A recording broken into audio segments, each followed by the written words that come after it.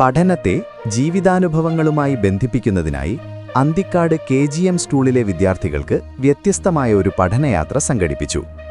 1500 acre വിസ്തൃതിയുള്ള Anthikad കൊയ്ത്തുപാടം സന്ദർശിച്ച വിദ്യാർത്ഥികൾക്ക് നെൽകൃഷിയുടെ യാഥാർത്ഥ്യലോകം അടുത്തറിഞ്ഞു.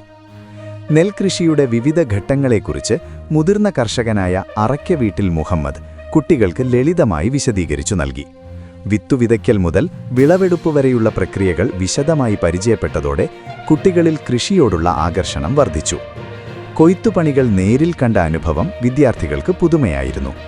നെൽക്കതിരുകൾ കൊയ്യുന്നതും നെല്ല് ചാക്കിലാക്കുന്നതും വരെ നടക്കുന്ന പ്രവർത്തനങ്ങൾ ശ്രദ്ധാപൂർവം അവർ നിരീക്ഷിച്ചു.